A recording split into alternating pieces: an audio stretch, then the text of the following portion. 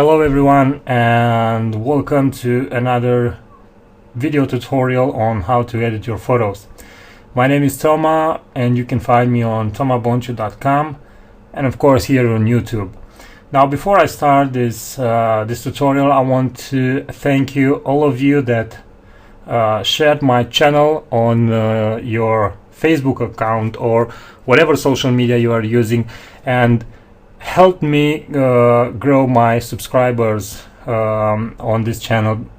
Thank you again, and I really hope that people that see the videos and find them useful will help me and will help me grow this community by sharing my videos. Okay, let's get going. So I'm editing in Lightroom CC 2015.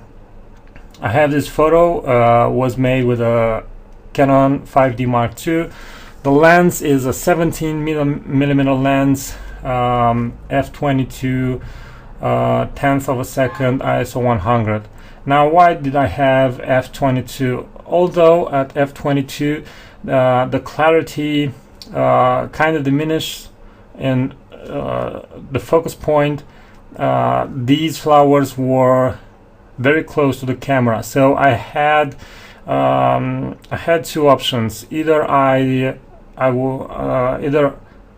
did a one frame at f/22, or I also had the possibility to do several shots at f/8, let's say, and have different focus points, and then do focus stacking in Photoshop to have a clarity from here up to here. I choose the version, the first option with an f/22 and a single frame. It was also a difficult position for me, not that dangerous, but on a scale from 1 to 10 it was a 6 up to 7 position, and I wanted to take the shot and get out of there. Now I want to also make another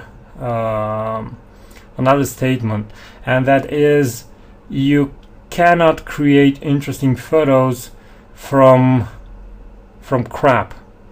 You can't go into your editing software, no matter what software you're using, and come with a shitty photo with no composition, with bad exposure, and expect to create something interesting. It's crucial to have a good composition, to have a good exposure, to have all your tonal range captured in your histogram, like you see here. It's crucial if you want to edit it.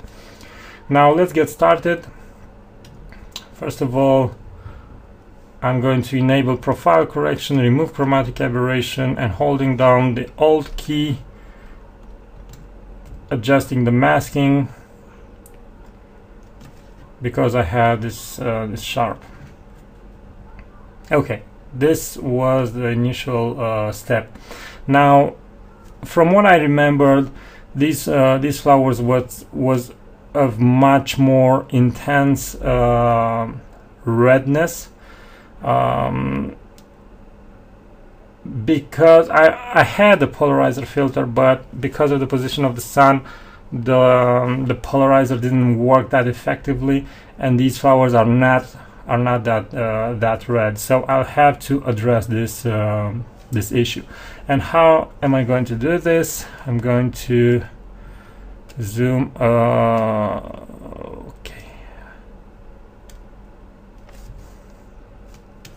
Okay, I'm going to pick a brush, click here on show, selected mask overlay, and I'm going to paint over these flowers.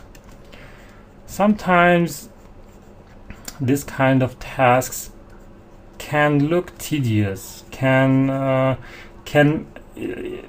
can make you say, oh, what am I going to do? Am I going to paint all these flowers? How long it's going to take me? Well, you're about to see that this kind of things, although they look tedious, although they look, I don't know, like tasks that you don't want to do, they're not that time consuming as they first appear.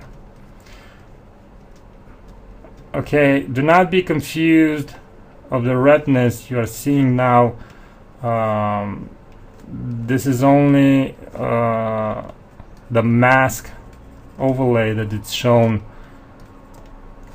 and it's only as a guidance to help me see exactly what am I going to affect with my brush, so that don't get confused that this is the way that I'm going to get these flowers to be red again.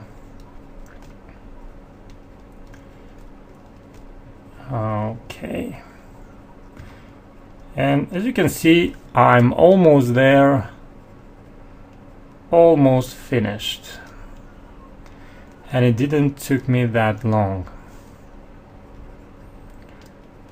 Now it's very easy to overlook some flowers because they're red and this overlay it's also red, but if you pay the minimum attention,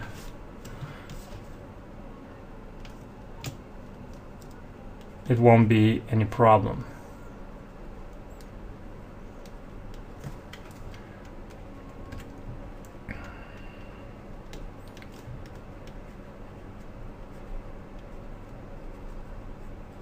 Bam. Okay, I didn't want it to switch on to a speed video, just to show you that it doesn't take too long to do this kind of operation, and you need to do it if you want interesting results. Okay, now let's fit it again, and what I'm going to do is affect the highlights first, just a little bit of exposure compensation, and on the tint I'm going to go all the way to a magenta.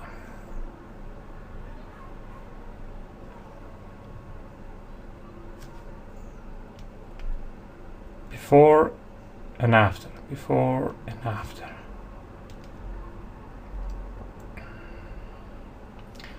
Also just the contrast and the shadows, too much, and the contrast, it was a little bit too much. Okay, now hit new, show selected mask, and I'm painting the grass right now.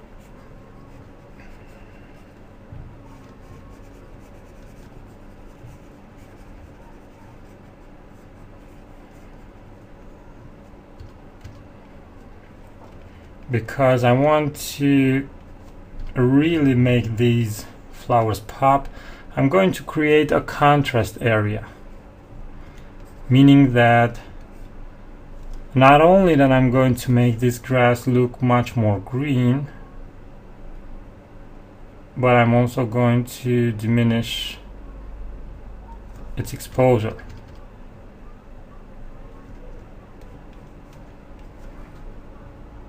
Okay, close the brush. Now this was the original photo and this was what we made so far. Now let's switch to gradual filter and create one like this.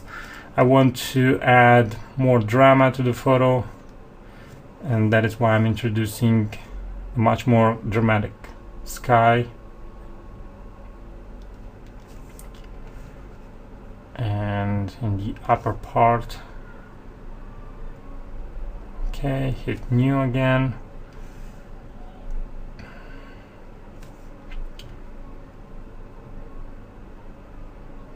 Okay, increase the shadows. Now I'm going to lower the exposure of the overall photo and now it's time to adjust this gradual filter, and now I'm going to use a radial filter for this area over here. I'm going to introduce some light and some contrast, and at the end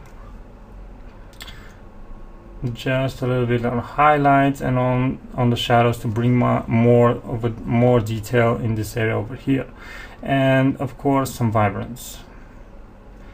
As you know by now, if you watch my videos, I very rarely use saturation. I think it changes the colors. Now I'm going to go in the luminance for the green,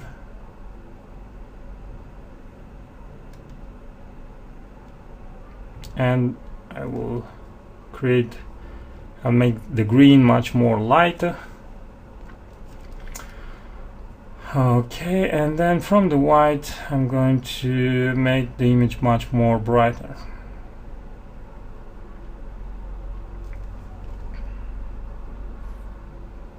Okay,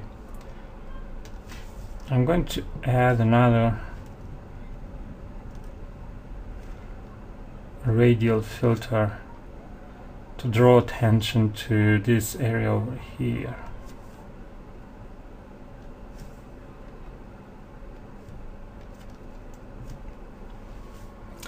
Now this was the original photo, and as I said, the thing that I wanted was to have these flowers in a much more reddish color, a color that was closer to the color that I remembered, and also to have a much more dramatic atmosphere, and that is why I decreased the luminance of the clouds. Okay, I think that this is the maximum that I would do with this photo in Lightroom.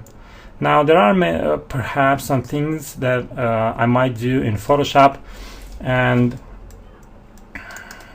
that is why I'm going to go edit in Photoshop, and I will continue the editing of this photo.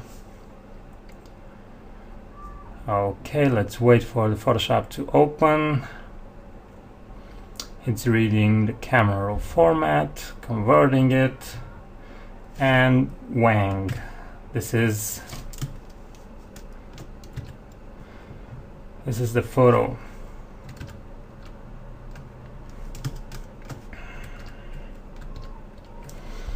Okay, what I'm going to do first is add a brightness adjustment layer and decrease the brightness all the way down, increase the contrast, use a soft brush, and really enhance the areas that I'm interested.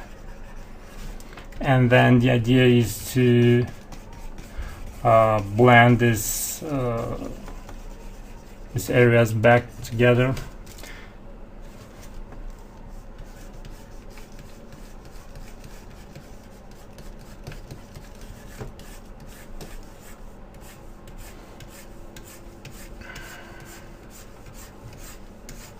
As I said before, you don't need to have a big difference between tonal ranges. The eye is sensitive, and the brain is also sensitive, and will catch the differences. Now I'm going to add a contrast curve, and also I will increase the black point. I will raise the black point, and many times I introduce these new color palettes by altering each channel separately. Okay, now I want much more contrast in this area over here, So I'm gonna go with curves again. Okay, fill the mask with black by inverting it and then painting with a soft brush over this area over here. In the end, I will lower the opacity of this entire area, and I will use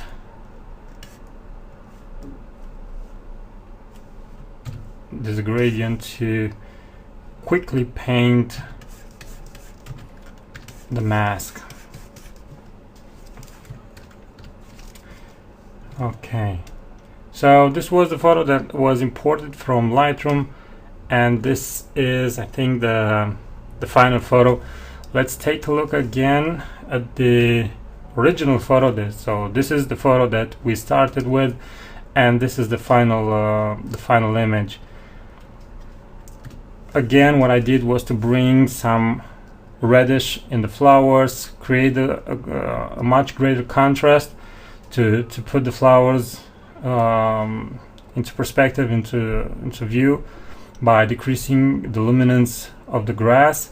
Also increase the drama in the sky by darkening the clouds and drawing attention to the eye in this area over here by creating a radial filter with with a greater luminosity in this area.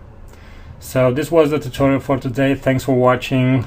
Thanks again for supporting my work and subscribing to this channel and sharing this channel.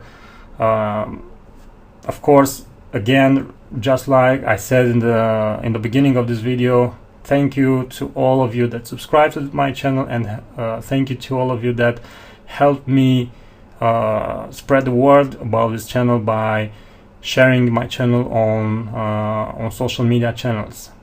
I hope that gonna do it.